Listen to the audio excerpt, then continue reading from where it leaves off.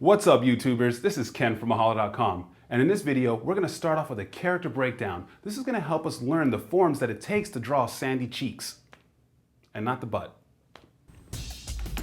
Hey guys, what's going on? This is Ken, and we're here at the Sandy breakdown. And Sandy's another great character in SpongeBob, really fun.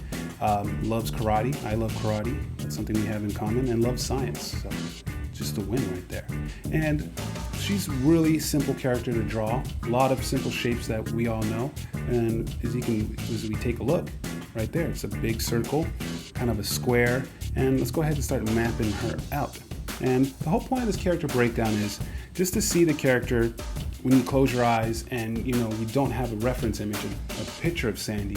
Because then when we start practicing, we know that she's a circle and a square. And the thing about Sandy, no matter what position she's in, when she's in her suit, you're always going to have a circle and a square. It's just going to kind of change her arms and stuff like that.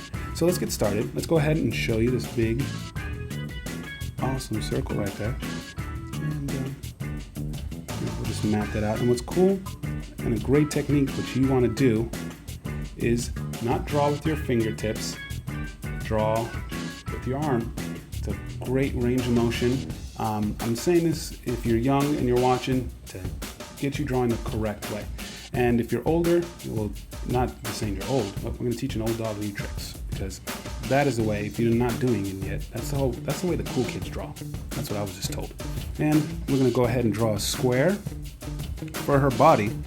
And a good reference is like a can of Coke. Or I'll use this glass. No matter what position, her suit is pretty much round.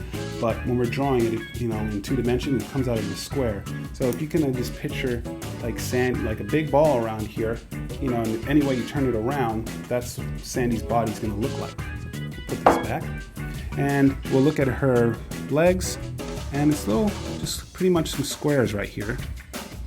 So we'll draw some squares right where her leg is. We'll change this to a nice red.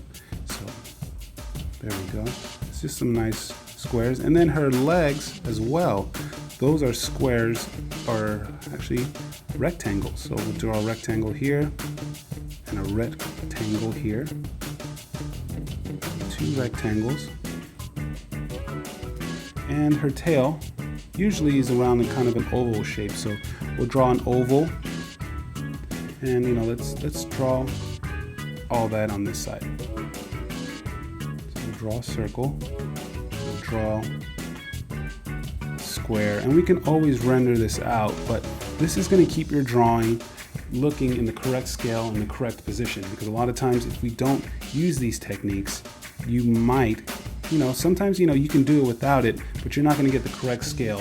And what this does, this is the technique that animators and traditional artists use. And if you're in an area where they have a comic book convention, they have some famous artists there, I would recommend saving up some money and getting a sketch and really taking a look at what they do. And when they sketch something out, you see their hands moving, their wrists and everything like that, and they're really if you look at the process of how your drawing came to be, it's not like, bang, bang, a line like that. They're mapping out the characters, putting the line, and the line, that's one term, line of action. Let's look at Sandy right here, and her line of action, she's kind of facing the ground. So if we draw a line, that's where we, figure out where she's looking, where to put the eye. So I already have Sandy mapped out with that line, and then from there, we can go ahead and let's take a look at her head. Her head is, it's basically a square. So we'll draw a square right here. And it's kind of a watermelon mouth. So we have that. So remember that. So remember a square and a circle. So it's going to be right here. A square and circle. And then we can clean that up. We can make it round right here. Yep. So there, and then with that line of action, we know where she's facing. So from there, we cross that line with another line, and that's where we put her eyes. And her eyes are circles. And these are shapes that we always learn to draw. And she has a little triangle nose, but that's the best way. I'll draw it over here, of finding where a character is facing. So we'll draw that.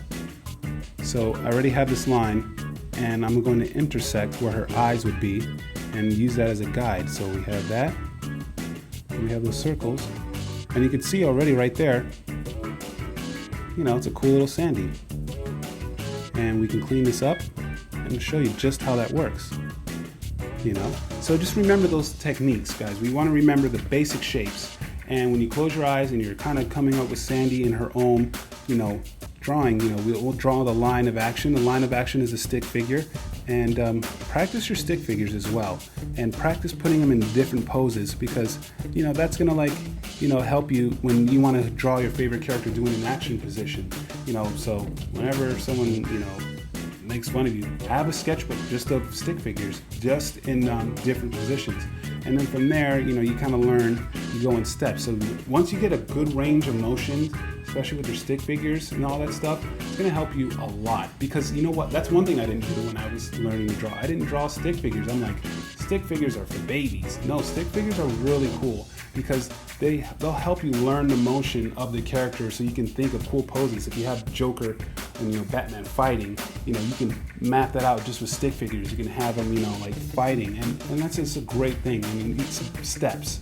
So you want to remember, drawing is in steps, and sometimes if you're not learning the correct way, you just want to be at step Z.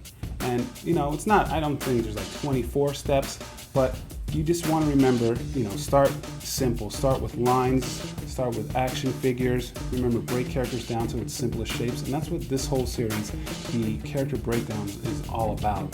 And, you know, learning those techniques and then applying them to drawing the character. And guys, I want to thank you so much for watching these. If you're watching these character breakdowns, you're going to be an amazing artist just by learning the techniques and practice, because sometimes some people are like, I don't want to learn the breakdowns, I just want to learn to draw.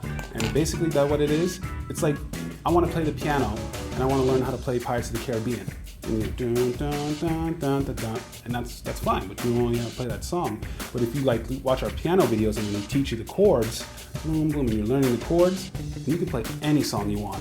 And that's why these character breakdowns are important, because they'll let you draw any character you want. Okay guys, thank you so much for joining me. I can't wait to see you in the next video where we draw Sandy. All right guys, have a good one. Hey, what's up guys? I almost forgot. I want you guys to send me your drawings. That's right, you can email me a copy or do it old school and just mail it to me and I'll post it up in my office. And I'll even make a video with your drawing. And if you want me or any of my art friends to teach you how to draw your favorite character, send those requests to request@mahalo.com. All right guys, thanks for watching.